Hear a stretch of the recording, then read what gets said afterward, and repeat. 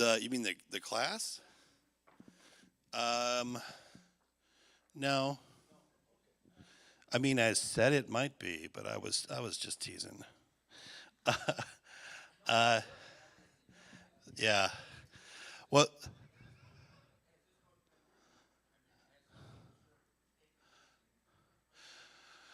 I think I did recommend. Well, first of all, greetings to everybody. I'm fielding questions already. I do want to invite because we're kind of spread out. So if you want to come in a little closer, maybe that would be great. Um, Yeah, so this is let me just say a quick prayer and then we'll start and I can kind of field some of these questions. Um, let's pray together. Lord, we thank you so much for this day. We thank you for the opportunity that we have to worship together, to be reminded of what really matters in life, to be reminded of who you are and our obligations to one another, the calling upon us to care and love for each other. We ask and pray that you will be with us now as we learn from our past, as we conclude our class together. We pray all these things in Jesus' name. Amen. Yes, so today is our 13th session. I was thinking about it, lucky number 13. This is our concluding session. Yeah, typically 13, right? Not quite the lucky number. Last week, I was out of town, but I have heard wonderful things about Lisa's presentation. Lisa Johnson, I believe, came in and shared some really good stuff on art during the Reformation period. I think she was going to look a little bit at some Catholic as well as Protestant expressions, and I hope that you were able to enjoy that. If not, you can always, of course, go back and watch it. I started watching it, so I need to complete my own watching of the session. Yeah, today is our final day, and I think I kind of was thinking we might even go a little longer, but we've got a couple of congregational meetings coming up, and so it just felt like it was time to land the plane. And I hope that you've enjoyed and got a lot out of this. In terms of has there been a book written, there have been so many books written on the Reformation, I wouldn't even know where to start. But I would say there is a little book that I got for us, kind of a recommended book, and it's called The Reformation, A Very Short Introduction. And it's a little book. I think you can probably get it over in over where our little welcome area is for $10. And I think that's a pretty good couple. I think, Rick, did you have a copy of it and you sort of found it useful and helpful? Good, okay. So if you are looking for a shorter kind of overview, you can go back in and check out a lot of the key kind of dynamics and things. I would really recommend that. There were two other books also that I got for recommended reading. One of them is the book Cages, which is basically a historical novel set in the Kingdom of Munster. So if you remember, the Kingdom of Munster was the Anabaptist kingdom that kind of things get a little bit out of hand. And this novel is kind of an exploration of that. And then another book that I don't know if we got copies of, maybe we have one copy left, is on a topic that we'll touch on today that we're not going to be able to go into quite as much detail as I'd hoped, but on Martin Luther's anti-Semitism, which is a big topic and has been a big topic certainly since the Second World War in Lutheran circles. Okay, well, given sort of our time, the fact that we're starting a few minutes late, I'm just going to jump in here. Our last few sessions, I want to remind you of those that I was out of town before and then coming back. We completed in session 11, which would have been about 2 or 3 weeks ago, a discussion of John Calvin and an introduction, very brief introduction to the Catholic Reformation. And then last week, as I mentioned, Lisa stepped in and did a great job on art and the Reformation. And there really are lots of different ways to study this period.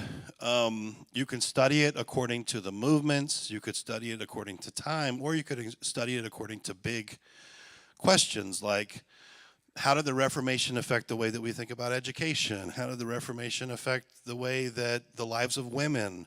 Or how about the production of art or other cultural artifacts, et cetera? So there's lots of different kinds of books, ways of understanding the significance of this time period, and I hope that you got something rich out of that conversation that Lisa brought. Now, over the course of our 13 weeks, I've had a chance to, I think, justify my topic, my title, which is The Reformations, by introducing you to multiple different Reformation or reforming movements. There's 6 major reforming movements that we've touched on.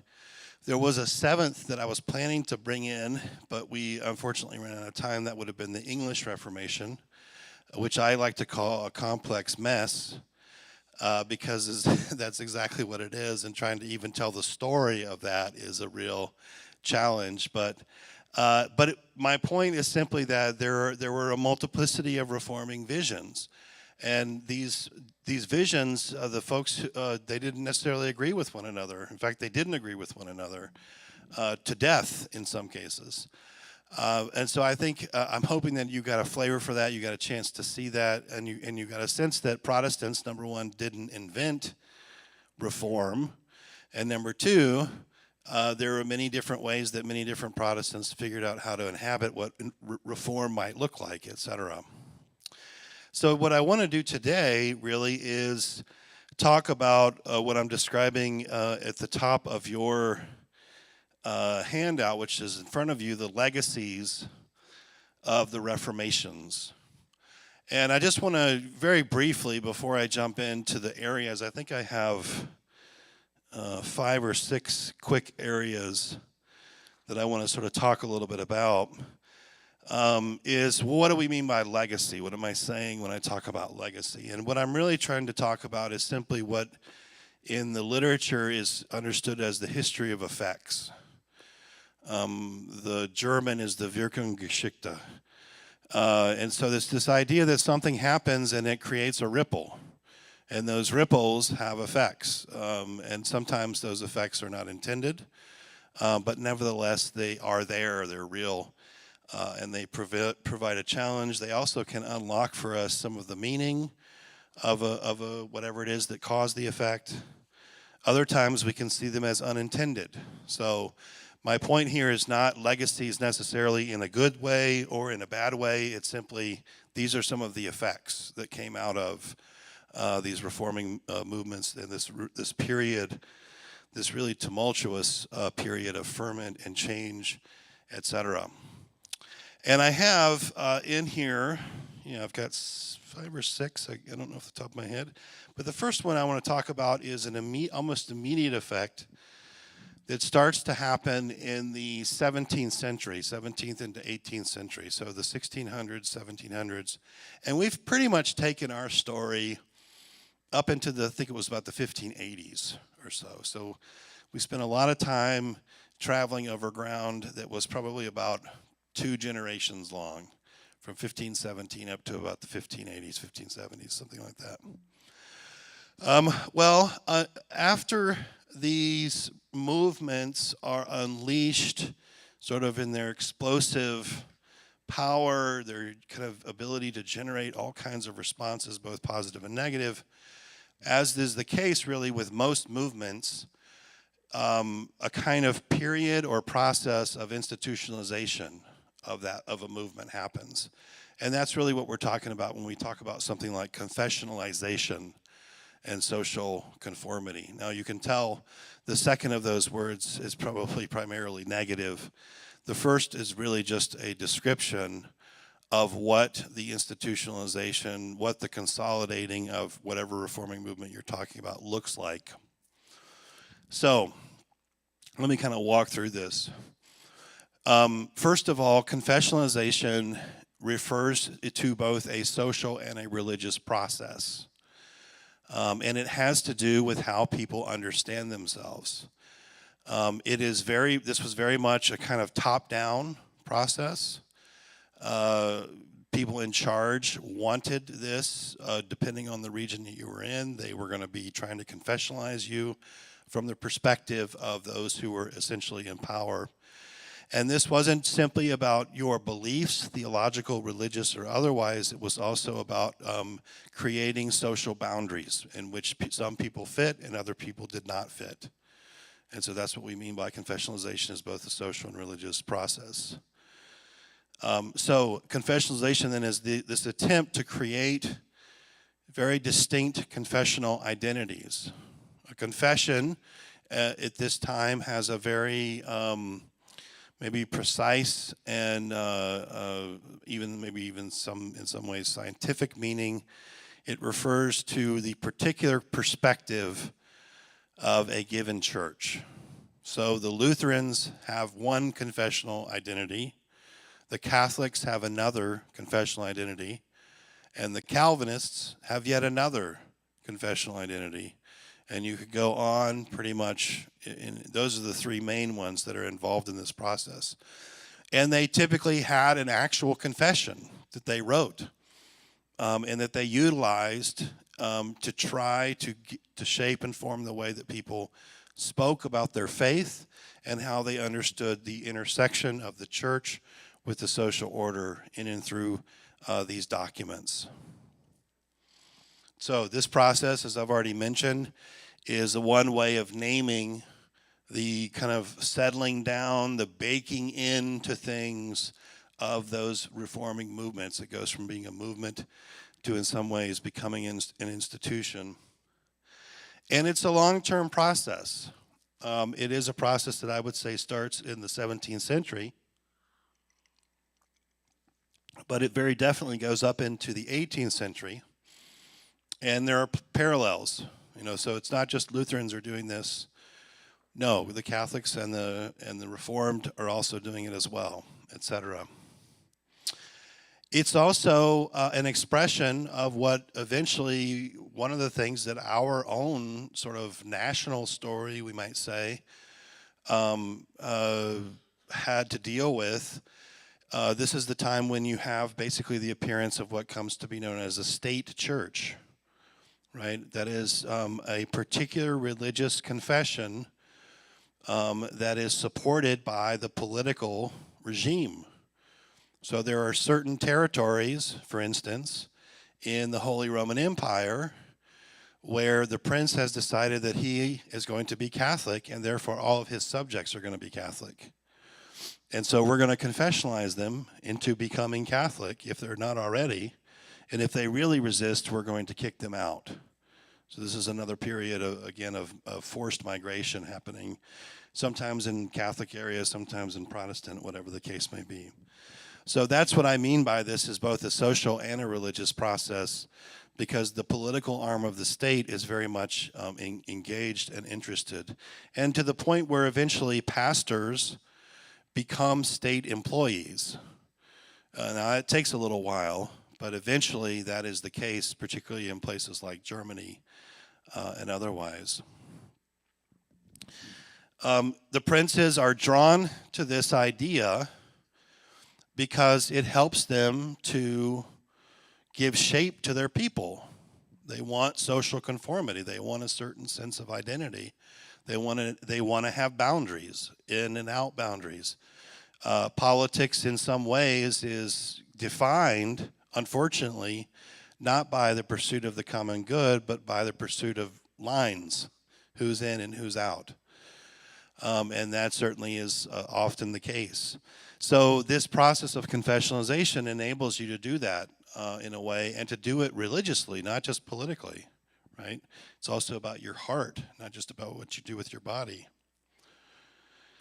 And we want to gain access to as many people as possible. Now, this is also going to have another effect, which I think we would say is, we're not going to necessarily view it as neutral. We might view it as very positive, and that is, by confessionalizing people, you're also opening up the possibility that you might actually be educating people, right?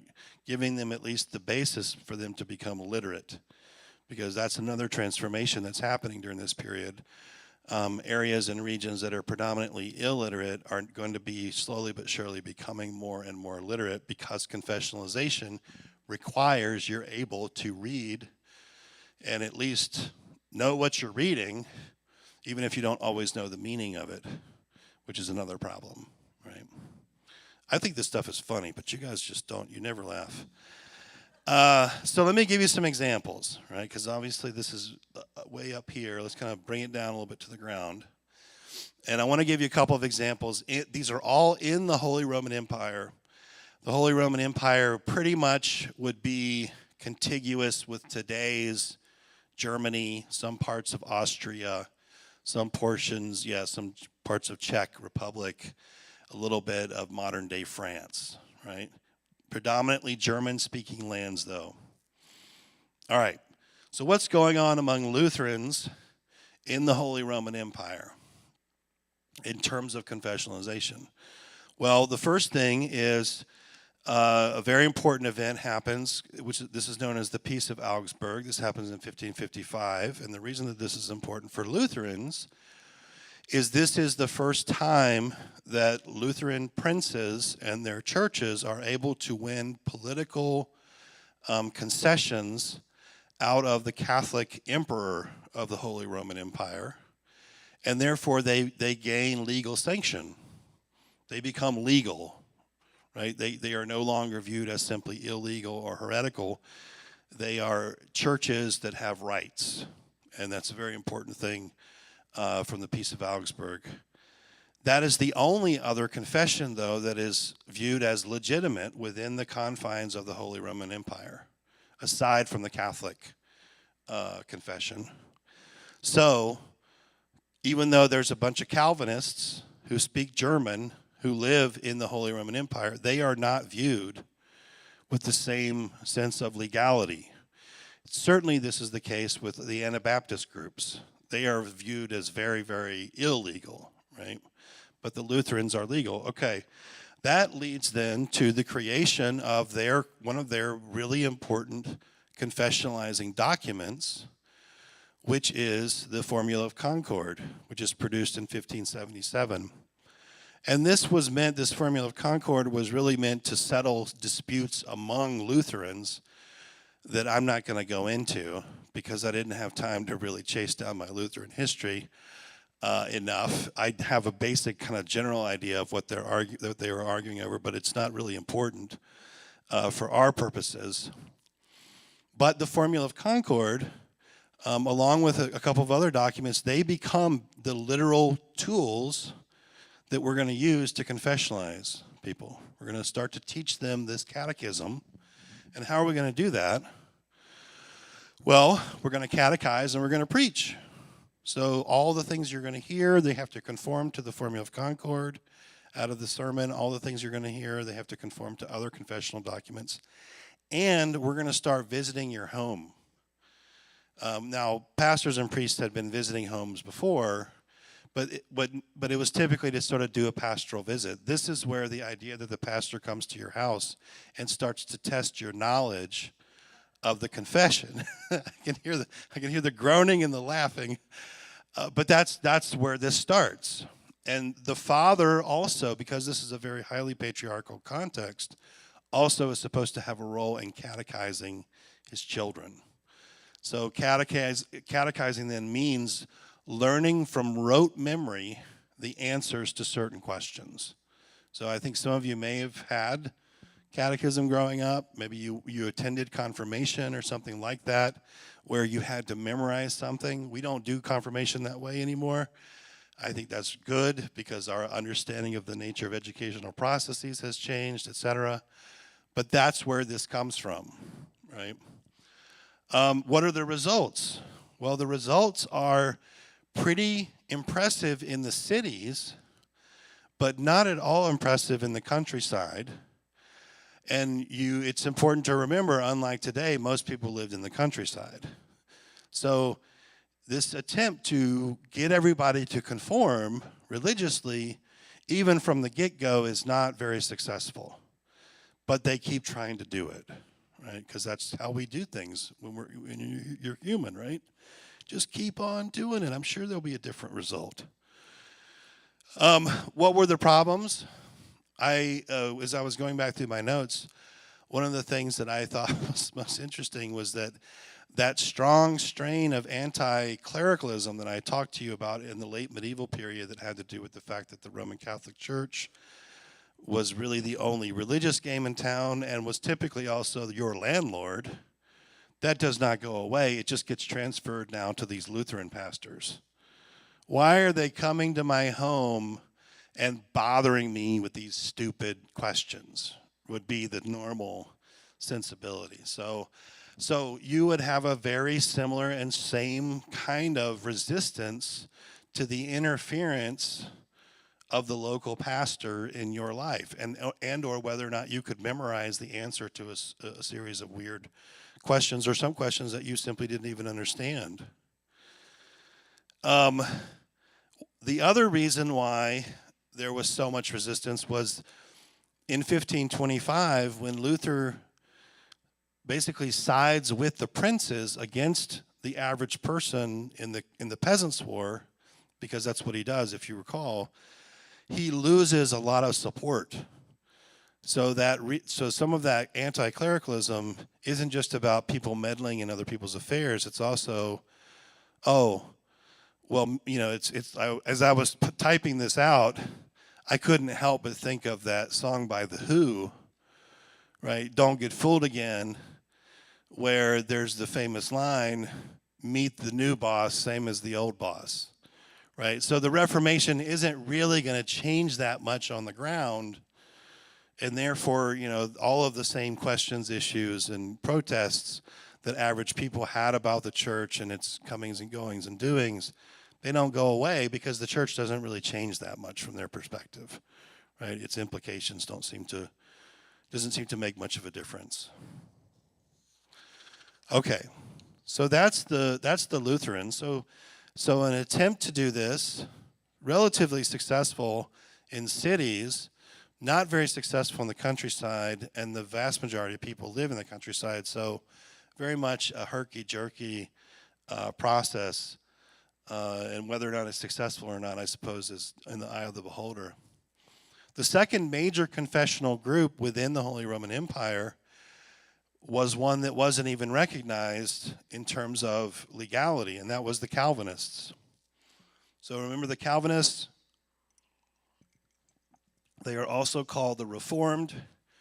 And by this time, though, the reforming vision of Zwingli has sort of given way to Calvin in terms of the Swiss context, and typically they're going to be called Calvinists.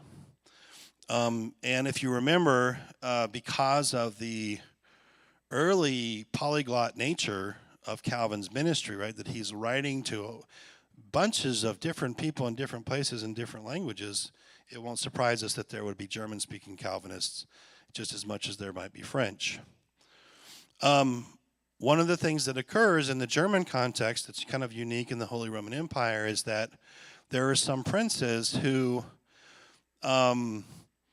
they definitely do not want to kind of go along with the Catholic emperor, and they typically will not want to do that, not primarily because for religious reasons, but really oftentimes for a mixture of religious and political reasons. Well, some of them actually jump ship even from the Lutherans, and because they decide that the Lutherans aren't very successful with what they're doing, and this Calvinist vision just sort of seems to be more compelling. One of the most important of these figures is Frederick III, from a region known as the Palatinate. And the only reason I mention him is that this area of the Palatinate includes also a very important center of education and learning for the Calvinists in Germany, and that is the University of Heidelberg. And Heidelberg produces what is known as the Heidelberg Catechism. So that's the sort of parallel to the Formula of Concord is the Heidelberg Catechism. And let me see, that is produced in 1563. And that becomes the tool that the Calvinists are now going to use. So now you're going to have Calvinist pastors going into homes in their regions and trying to quiz people on do they know the content of the faith? And if not, why not? And what do we need to do to remedy this? So Their results are also mixed, somewhat similar, but they have a different kind of challenge, which is that even if there is a prince who his region he's decided is going to be a Calvinist one, he has to be more careful because Calvinism is not even recognized legally in the context of the Holy Roman Empire. So the results are somewhat similar with some additional wrinkles. What about the Roman Catholics? The Roman Catholics will also start their own process of confessionalization, but that doesn't happen until the 1580s. And that's typically kind of post-Council of Trent. And the way that they go about doing this, there's not really a specific document that I can point to, as opposed to a couple of developments that come out of the Jesuit context. If you remember when I talked about the Catholic Reformation, I mentioned that the Jesuits and the Jesuit order was it was sort of a central tool used by the papacy in their process of reforming. Well, they will wind up founding in the city of Rome the German, what's known as the German College. And that's founded, as it says here, in 1552. And the purpose is specifically to train German-speaking priests for the context of the Holy Roman Empire. So we're going to start preparing people who have facility with the language, who understand the local customs, so that they can go in then and help to catechize the people, to give them a better, deeper knowledge of their faith.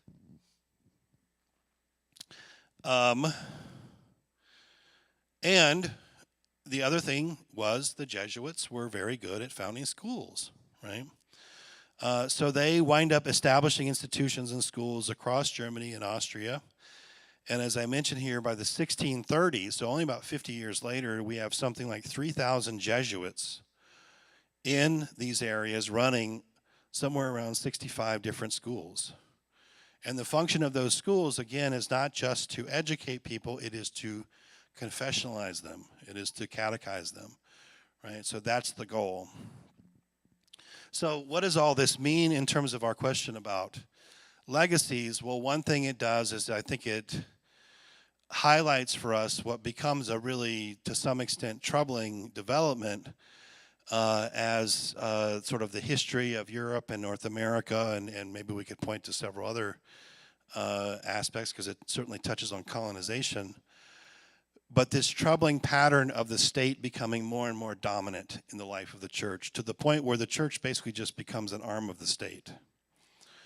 And that is and I would suggest that is a troubling development for several different reasons, theological as well as just practical. But confessionalization really reveals to us state dominance over the church. The reason that you confessionalize someone from a very particular perspective was because the prince in that region had determined that that was going to be what you held. So this is about ideological mind control to a certain extent. And this then also, of course, represents for us sort of maybe a retrenchment of what a lot of folks after the Peasants' War thought was going to happen, which is after the failure of the Peasants' War, the people in power are just going to double down on their power. And that's effectively, essentially what happens here. But now the church becomes an arm of that. All right, let me stop for a second and see if there are any comments or questions. We do have a mic up here. I think this might be the most abstract of all of the legacies I'm going to mention. So I want to pause just for a minute and see if there's any comments or questions. And I want to take a sip of water.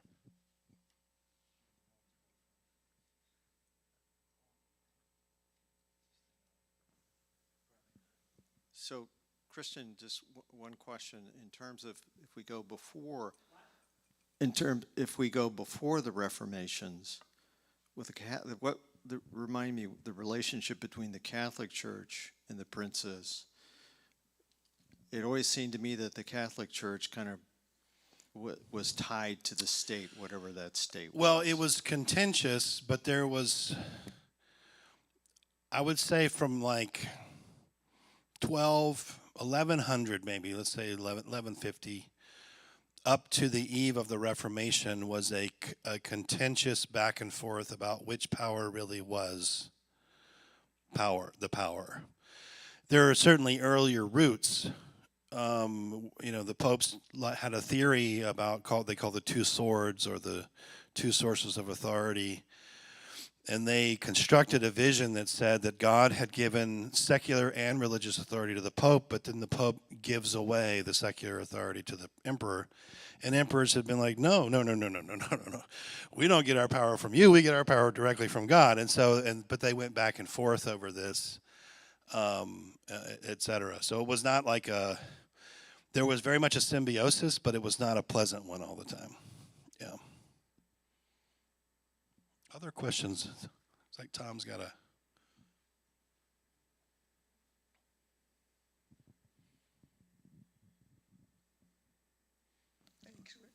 So we're talking about these catechisms. Do you have any examples of them, of what they actually said, what they had to learn? There must be several of them. Oh yeah, I mean, you can find all of the ones that I've mentioned online. I did not bring kind of a material example of a question. How long were they? They could be pretty long and elaborate. I mean, the one in the English-speaking world that I'm most familiar with is the Westminster Confession, which is a Reformed Calvinistic. And what were we? We were at Theology on Tap. I think it was this weekend, and someone, or maybe it was a different context. Someone said, what is the purpose of human life? It is to love God and enjoy Him forever. That's the first answer in the Westminster Confession. That's the kind of thing. And there are some brilliant, beautiful passages in these catechisms, by the way. But to just learn it from rote memory is where some of the criticisms will come in. And then if you put it in connection to the social conformity point, then you've got another whole element there. Other? Oh, Dick's got a question up here. Is it? So the smaller movements, the Anabaptists and some of the others, the smaller movements like the Anabaptists, they sort of were under the radar during this time in different areas. Yeah, I'm sure there is. I mean, I know there's the Schleitheim Confession. I'm sure there are confessional documents that are used. I don't know about the process of confessionalization in those contexts. But they weren't attached to a political entity. No, and so their status is pretty much still on the run. In fact, one of my professor's sort of favorite sayings was that the Anabaptists were born in Europe and found life in America. And they meant by that a lot of the reasons that any of these churches still exist is that they immigrated, because the aim of most of the authorities was to squash them out if they could. Yeah.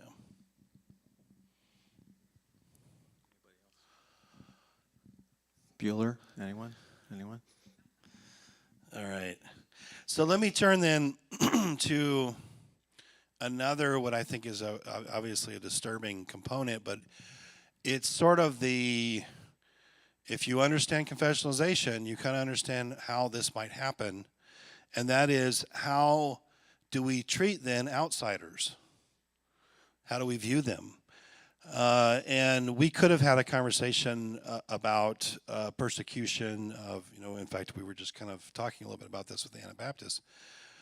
I had planned actually to give you a longer lecture, though, but we just couldn't do it, on what I would describe, what I typically describe as theological racism during this period, because the way that Christians treated, in particular Jews, during this time is already sort of ominous.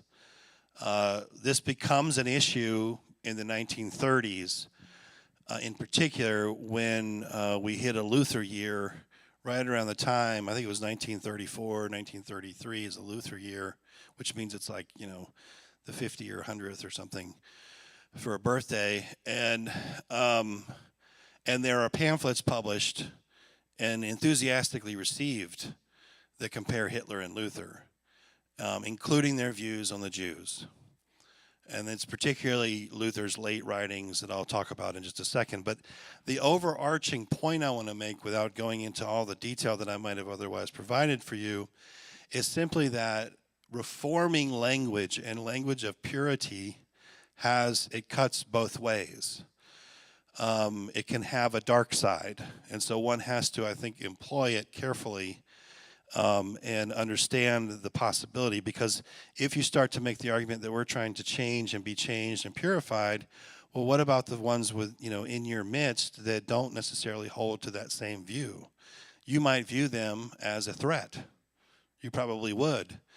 And if you're talking about folks who, in particular, have a distinct religious identity, they're not going to typically conform or convert unless maybe they're in certain settings, and there are histories of that in, say, Spain with the Jews, etc.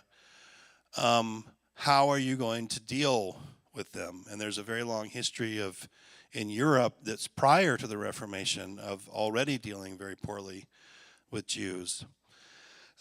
So this gets exacerbated, in a sense, through this language of Reformation. And it creates what I would describe again as something like theological racism. And what I mean by that is simply the religiously justified view that some people are just beyond the pale and threaten to undermine the wholeness, sanctity, identity, whatever you want to use, of my religious identity or of my community. And Jews in particular have been a target of that in the history of Europe as an internal outsider. That is, someone who lives in our midst, who we have relationships oftentimes with. Maybe we have commerce with them, etc. But they refuse to conform to the social confessional identity, right? And they always have. And now you're kind of intensifying and ramping up confessionalization. And so you could see how there might be a doubling down. The external threat in this regard has typically been Muslims, and that's because part of this process that I'm describing goes all the way back into around the year 1000 or so, not too far removed from the beginning of the Crusades. So the two things I wanted to highlight here in terms of this, without belaboring the point, is simply that there's a very long history of Jewish mistreatment and persecution. Pogroms is what they were called. They were cleansings. And the cities of Wittenberg, Geneva, Zurich, all these cities, there are multiple pogroms, that is, where Jewish people are pushed out of the city prior even to when Luther was there. And usually this is given some form of religious sanction. The deepest root of that sanction is this second word up here, supersessionism. And supersessionism is an idea that goes all the way back to the 2nd century. And as far as I know, was really first put out there by Justin Martyr.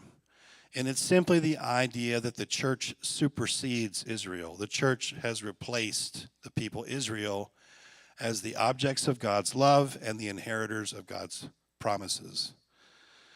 If that's the case, then what about these Jews who keep being Jews? They become a problem.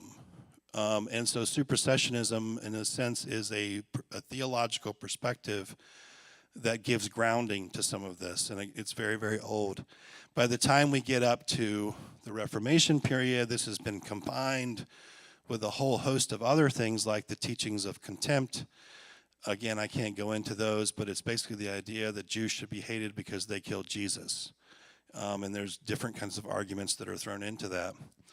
But my point is, here is one of the key figures of the reforming movements who publishes a pamphlet at the end of towards the end of his life on the Jews and their lies. And you can only imagine where this is going. You can find this pamphlet, or you can find excerpts from this. I didn't want to replicate them. I apologize. But it's hard. It's pretty horrible, and it's racism as a biological category doesn't quite exist yet. But Luther comes very close to saying things like, you can see, the seething wickedness in their skin and eyes. It sounds very biologically racialized. Well, in the work, Luther says Christians should burn their synagogues, should destroy their homes, should confiscate their holy books, should keep their rabbis from teaching. The only thing these people are good for is manual labor. That sounds to me like we're not very far from the death camps, which is one of the reasons why the Lutheran tradition has been wrestling with this for while it has, because this is a part of their tradition. They have to take this seriously. And all of this, Luther couches as your Christian duty to do.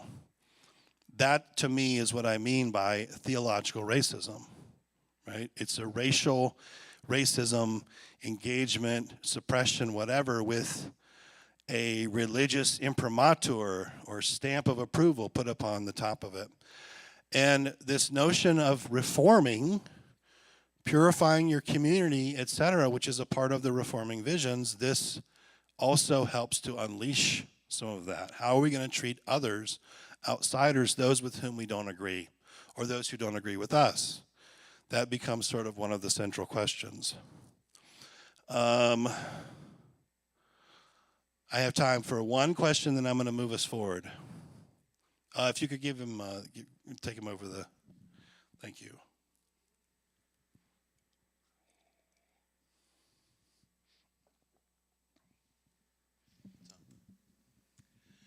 So I'm interested in the issue of Jewish belief versus Jewish race, because the original Christians were all Jewish, and if Jews chose to practice Christian faith, does that move them out of the discrimination category? Is it a discrimination against Jewish faith or Jewish race?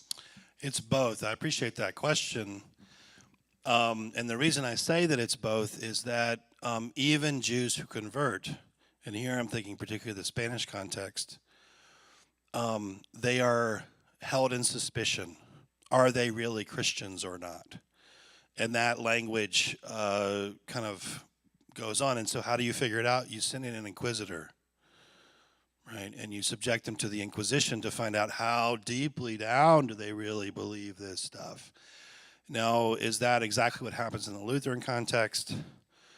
I don't know that I can point to an example, but the basic dynamics there, by this point in time, you can't disentangle belief from person or culture or ethnicity. Even though the category race doesn't quite exist yet, it still gets at that sort of, can this person really change? You know, that is a legit thing that comes up. Yeah. Okay, let me move us forward. Bob, you okay? Does anti-Semitism change from the theological situation you're talking about to the social and Nazi feeling where it wasn't theological?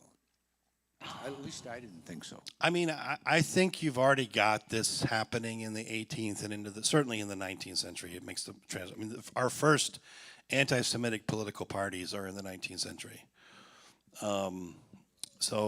But there's probably a process that would be behind that a little bit, but yeah.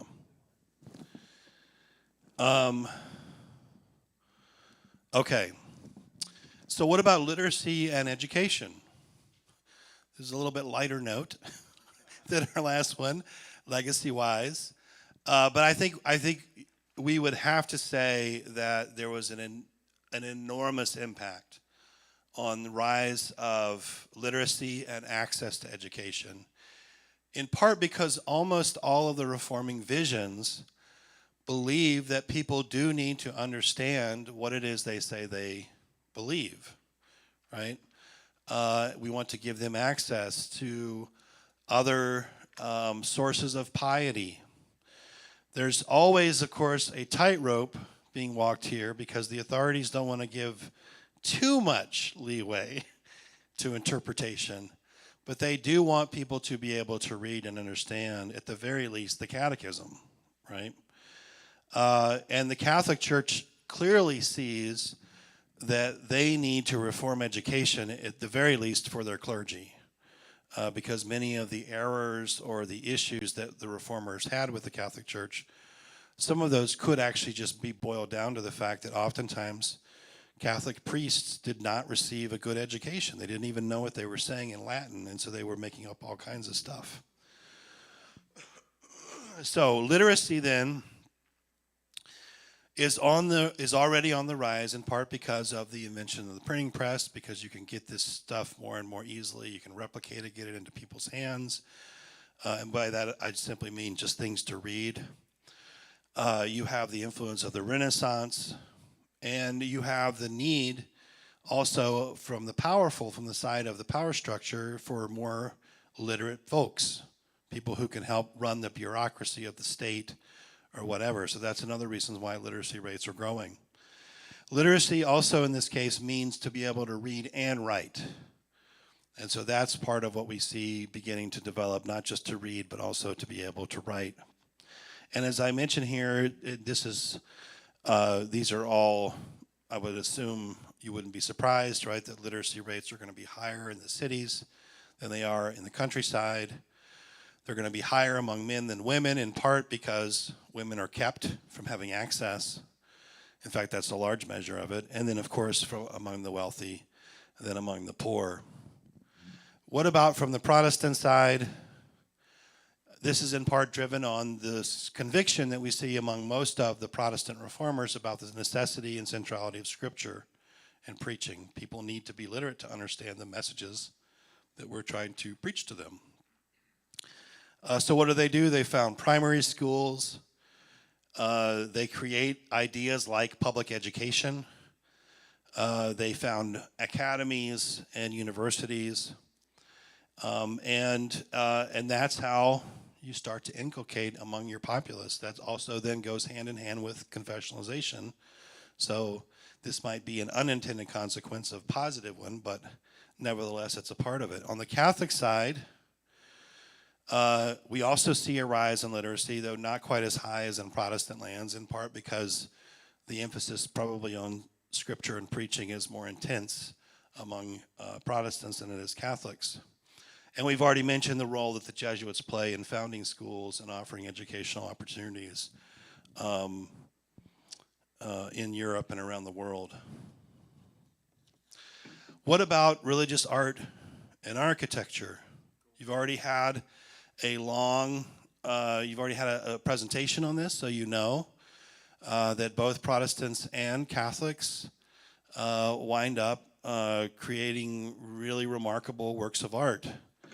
Now, this question, I kind of put this point up here at the beginning for us to realize that this is not just a question about the elite, because obviously the elite are going to be the ones who could fund art and architecture. But depending on whether or not your tradition accepts religious imagery or not is going to have a direct bearing oftentimes on, certain people, among them artists, craftspeople, architects, builders, etc. So it will have a direct economic impact. It's not just about religion per se. Well, what can we say? We can break down our three groups or groupings. The first one are the Reformed Protestants or the Calvinists with the Anabaptists, and they basically reject the use of images in worship. That's our tradition. That's one of the reasons why the meeting house looks like it looks. There's not a lot of religious imagery in our meeting house. It's white walls typically. And that comes out of a conviction, a concern about idolatry. It's rooted in the first commandment. You shall have no other, you shall not make a graven image, etc. So wherever a Reformed Protestant church culture was adopted, church interiors are going to be whitewashed, as I say here, aesthetically austere, with basically a pulpit and a communion table. Now, what that winds up meaning, interestingly enough, is not the death of art, but rather its reappearance somewhere else. And this is why the Dutch masters become so interesting, as they begin to produce their still lives and their paintings of common everyday life. It's because now in common life itself is a site of faith, it's a site of spirituality, but it's also something to simply be cherished and appreciated. And so we're not only going to paint religious themes or scenes, we're going to also paint others. But these are going to be things that are done primarily outside of church to be displayed outside of church, probably typically in the homes of the wealthy. The Catholic tradition, basically the Council of Trent calls for the creation of artwork that will inspire or re-inspire the faithful. And so the Catholic artists and their patrons, which would also often be bishops and popes, etc., they vigorously engage in this. And you have the creation of the Baroque as a form of art, actually, that winds up being one of the most important one, right? What is the purpose of this art? As it says here, it's supposed to be devotional as well as didactic, which means it's supposed to teach as much as it's supposed to inspire devotion. If you go into a Baroque church, you will find that it's more spacious, broader, the ability to see scenes, to see the pulpit. That's easier done, etc. And then as I mentioned here in the third paragraph, you have a tremendous amount of art being produced inside of churches, but you also then have the production of smaller pieces of art, woodcuts, other kinds of things that can be used in the home, right? Also important. The Lutherans, they try to kind of cut a middle path. They accept, certainly, the use of images. They're certainly wary of idolatry, but they do not keep that out. One of the most beautiful cathedrals, actually, within the Lutheran tradition that I've ever seen is in Berlin. So if you go to Berlin, the central cathedral there, the Lutheran one, is really striking, and it just feels like, it almost feels like you're in a cathedral that could have been in Rome. It's that filled with art, etc. So, religious art and architecture explodes, both for the purpose of inculcating devotion, confessional identity, as well as educating, etc. And then our last big area, what about marriage and the family? And here I'll touch a little bit on the experience of women.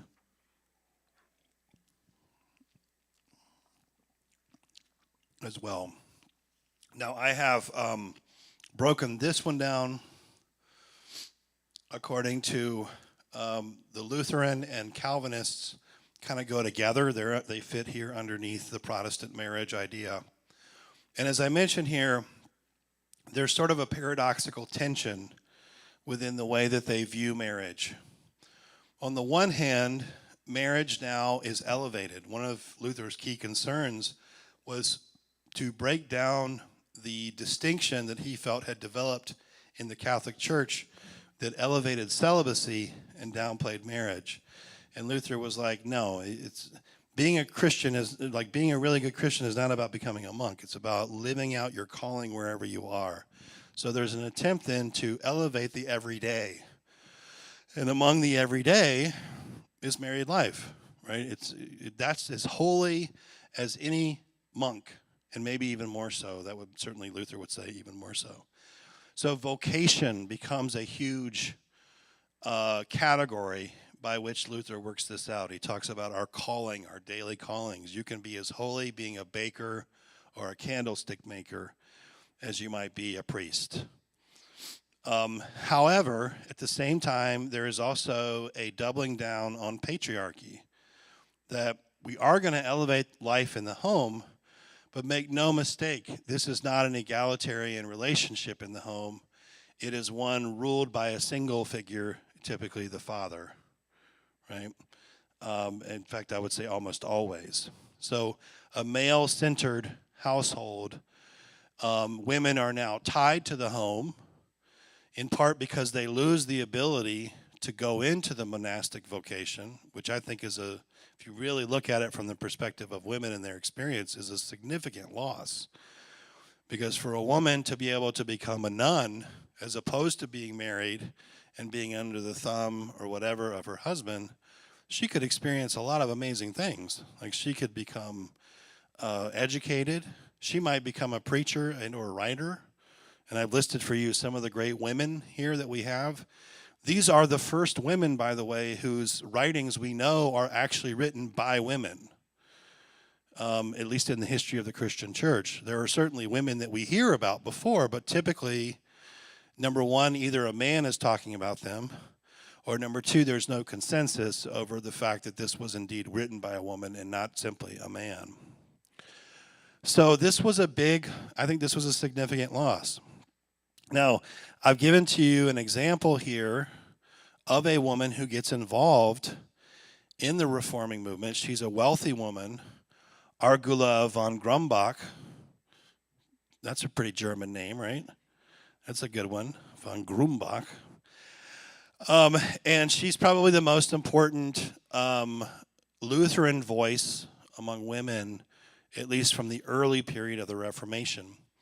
She is in the Bavarian region. She's married to a man, Mr. von Grumbach, with whom she does not share the same opinions. That's important to note.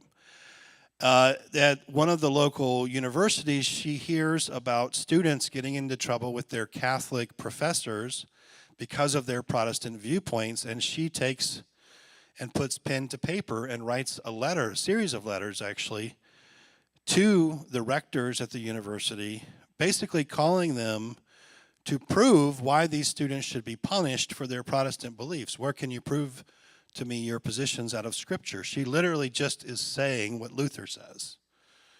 And her writings are actually so incisive that these letters are actually put together into a single pamphlet. And Luther loves this woman. He's like, and he loves her in some ways for all the wrong reasons, but he still loves her. He's like, she's making my point, and he's like, and even a woman, it's that kind of language, even a woman can figure this out, and you guys can't figure this out. That winds up sort of being the way it's played out. She is, as I mentioned here, viciously attacked in other writings as a devilish whore, a heretical bitch, an arrogant devil, and a few other things. And I normally, you could not use any of those words in church, but they're all in quotes.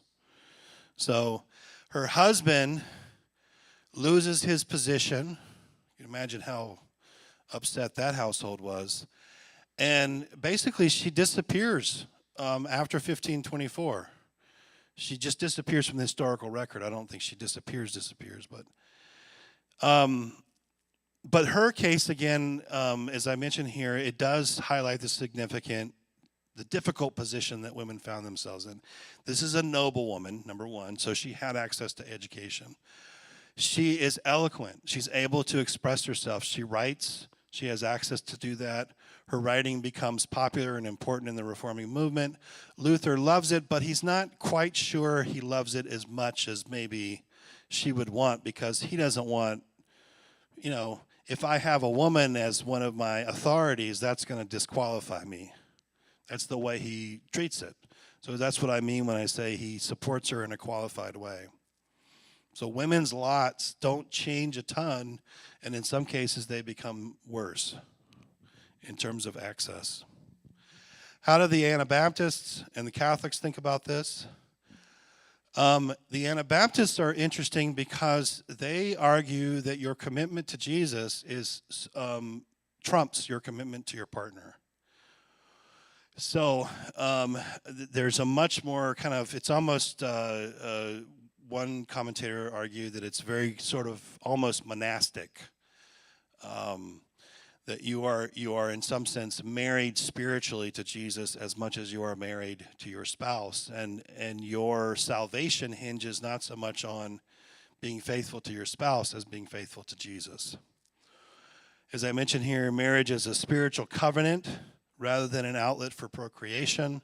I think I called up for you that earlier, maybe I didn't, but yeah, I've got it in my notes that marriage in part is created, according to Luther and others, because people lust, and they have to have an outlet for their lust. The Anabaptists are unique because they don't talk about it in that way. They also, because of their stance regarding the state, they don't think that the state should have any say over whether people are married or not.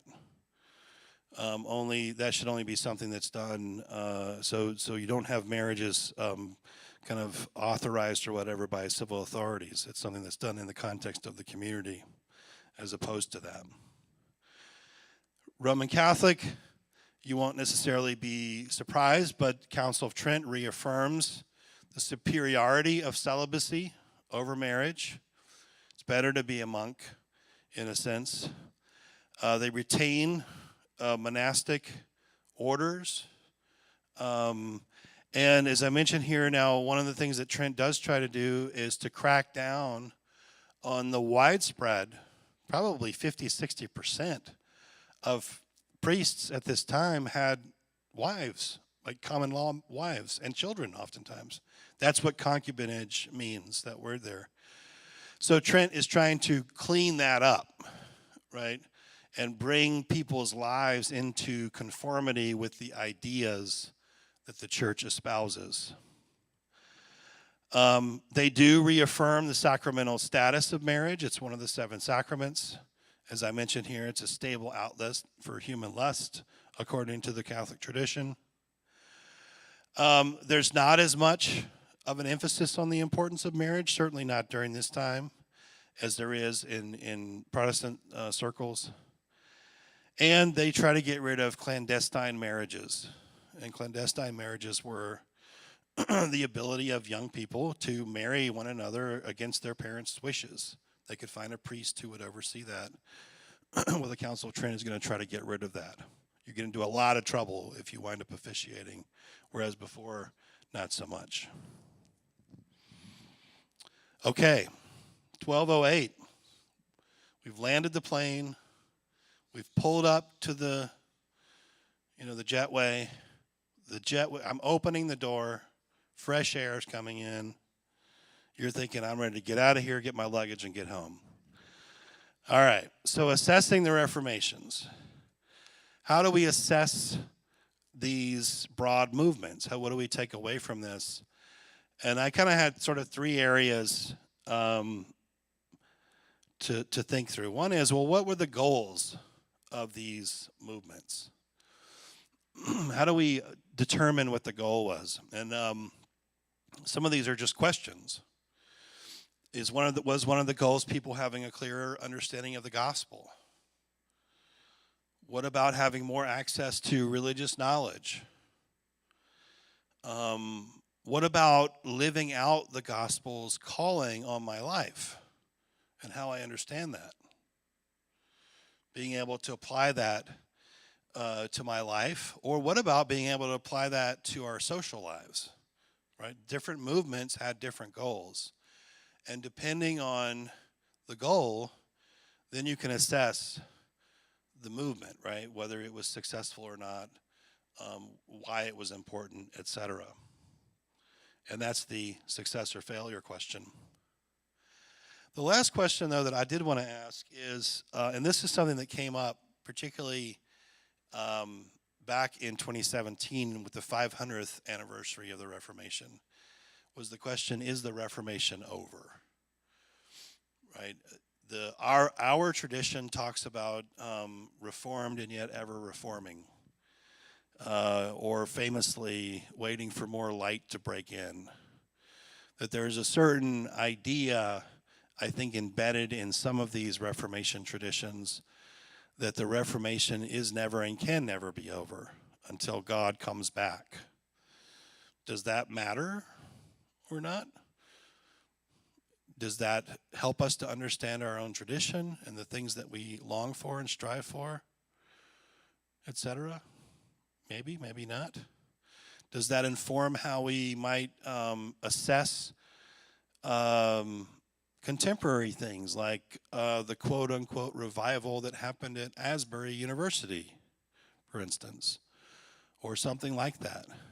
Because the desire for revival fits in with a desire to be more reformed or more purified, etc. It's just expressed in slightly different language. So these are some of the questions I wanted to leave with you to think about as you go away. I hope that you have encountered and gotten a little more clarity on sort of some of the key tenets of our reforming movements, particularly the movement that shaped us, as we talked about Calvin. And I hope that you really enjoyed my discussion of his theology of the Lord's Supper, and you felt that your stomach turned over when we talked about double predestination. That was a joke, but I can't. Come on, you guys. So obviously, you're all needing sugar, so need to go out for some lunch.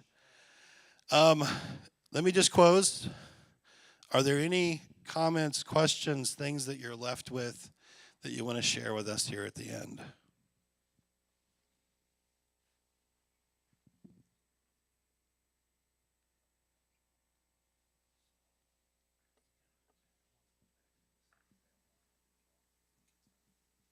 One sign of continuing Reformation was an interview of Pope Francis the other day. Apparently, he was entertaining the idea of change to celibacy and saying there are Catholics actually in Eastern Rite Catholic orders that are married, and so there might be something coming up there. That's a great example of the ongoing impulse, in a sense, yeah. And I think too, if you look at the current politics, which I won't get into, but you hear these arguments about church and state, who's in, who's out. It just A lot of the basic dynamics, right, that we've mentioned here. And I think that's no accident, because the birth of these traditions happens at the same time of the birth of modernity, the modern world that we're kind of used to. People really start to think about and speak about themselves in ways that would be familiar to us as opposed to before. Well, thank you all. We are going to be on a bit of a Sunday school hiatus because of our different, I'm going to be going out of town for spring break, but then we have a congregational town hall on the 26th, I believe. And then we have Holy Week the following week. And then all of a sudden, the Gulick lectures will be here. I hope that you will check out the Gulick lectures and go register for that event. And then before you know it, it'll be annual meeting. So we're going to be taking a little break. We're going to be coming back in May. And I have invited, we're going to have 2 sessions in May, because I've learned the lesson that you never have Sunday school on Mother's Day. So we won't be meeting on Mother's Day. But one of our sessions will feature, I've invited Dr. Lori Brandt Hale to come back, who did a great presentation on Bonhoeffer. She's going to talk a little bit about interfaith engagement. And then I'm going to invite a different professor, Dr. Jennifer Oz Freeman. She's going to come and do something on religious art, particularly the theology of the icons. So if you're interested in art, in those kinds of conversations, then please keep that in mind. I think she comes early in the month, and then, actually Lori comes early in the month, and then Jennifer comes later. But there'll be more details about that as things develop. So let me say a quick blessing. Thank you again. Lord, we thank you for this day, for the opportunity that we've had to learn from the past, both the good and the bad. We pray that we take away from it that which is useful this day, so that we might learn to love and serve our neighbors more faithfully, and that we might love and serve you, O Lord, more deeply. We ask and pray all these things in your name. Amen.